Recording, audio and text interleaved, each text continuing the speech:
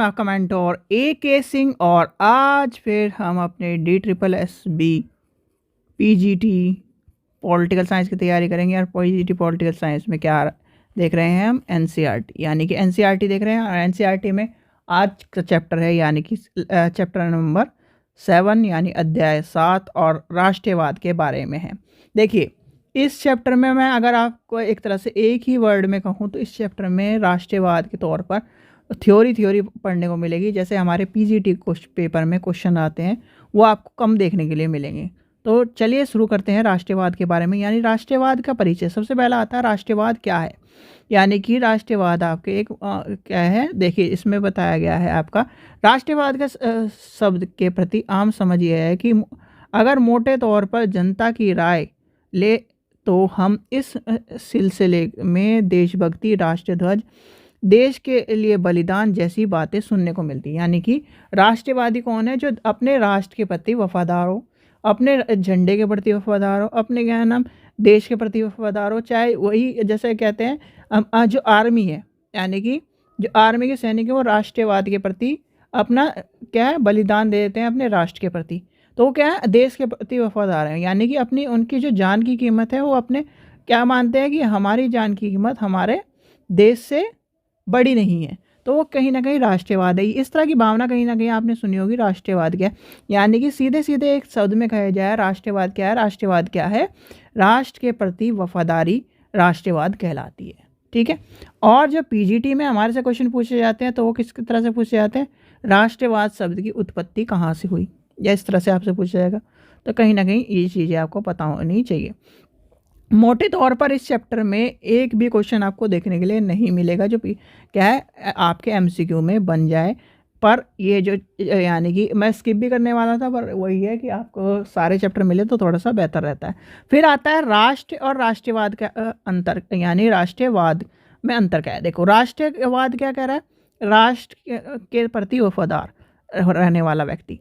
और राष्ट्र क्या है, यानी कि एक राष्ट्र के बारे में बताया गया है कि जैसे इंडिया एक राष्ट्र है, अमेरिका एक राष्ट्र है। तो वो क्या है एक तरह से देश को संबोधित करता है। और ये क्या करता है देशभक्ति को संबोधित करता है। यानी कि अगर आपसे कोई पूछे राष्ट्र क्या है, राष्ट्र मतलब देश।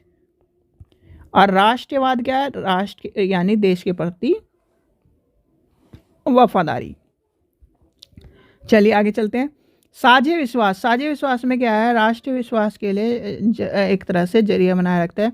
राष्ट्र पहाड़ी नदी भावना यानी कि भावनाओं की तरह नहीं होता, उन्हें हमें देख नहीं सकते हैं, यानी कि इन्हें हम देख सकते हैं और जिसके स्पर्श महसूस कर सकते हैं वह ऐसी चीज़ नहीं है। यानी कि भक्ति जो है, जैसे कि आप क्या करते हो, आप किसी के लिए वफादार हो या आप किसी से प्यार करते हो या किसी की भावनाओं के साथ जुड़े होते, तो आप क्या वो देख सकते हो, यानी कि आप क्या अपनी आंखों से देख सकते हो नहीं, पर क्या है वो एक तरह का इस तरह का सोर्स है या फिर इस तरह की चीज़ें हैं जो कहीं ना कहीं देश के प्रति वफादारी की बात करती है।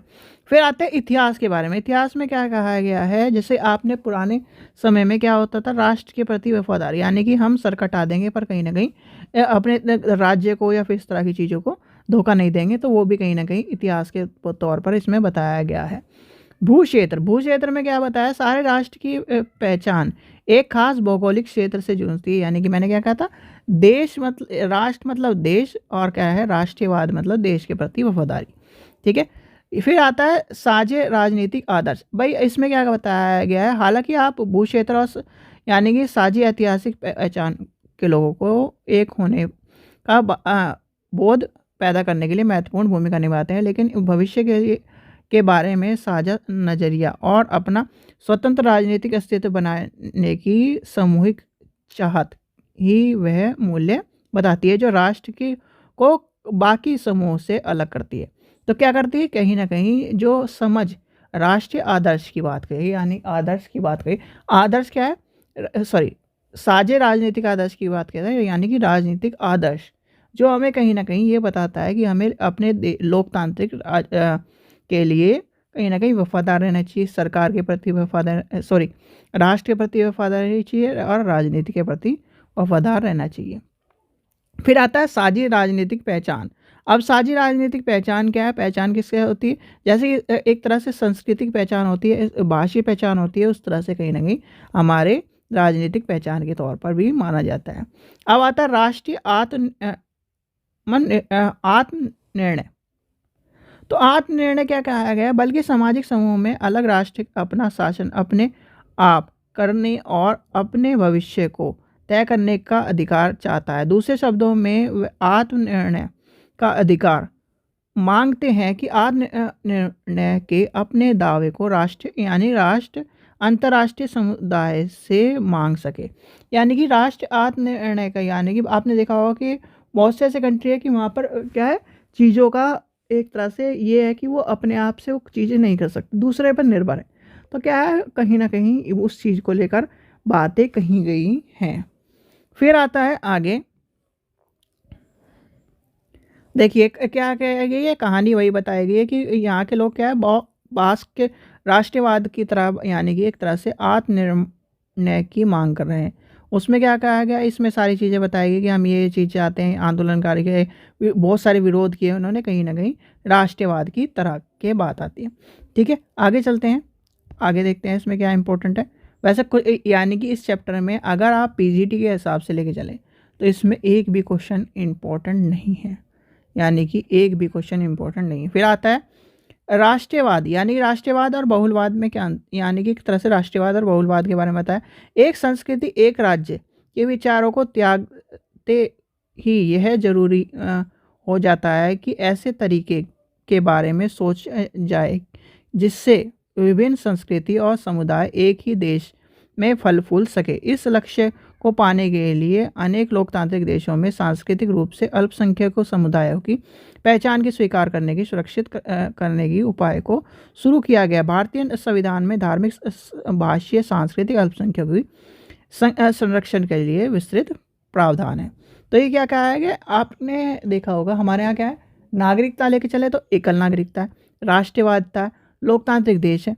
बहुलवाद की बात कहें, यानी कि बहुलवाद एक तरह से एक कॉन्सेप्ट जो है, यानी कि विभिन्न देशों में समूह को अधिकार प्राप्त है और उनमें शामिल है अल्पसंख्यक समुदाय और उनके समुदाय की भाषा, संस्कृति और धर्म के लिए संवैधानिक संरक्षण का अधिकार। कुछ मामलों में इस समूह को विविध संस्थाओं और अन्य राजनीतिक संस्थाओं के प्रतिनिधित्व का अधिकार भी होता है। इन अधिकारों को इस आधार पर न्यायोचित ठहराया जाता है सकता है कि अधिकार इस समूह को सदस्यों के लिए कानून द्वारा समान व्यवहार एवं सुरक्षा के साथ ही समूह के सांस्कृतिक पहचान, यानी कि एक तरह से कहीं ना कहीं उस चीज़ की बात कर रहा है जो कहीं ना कहीं नेक्स्ट लेवल की बात है।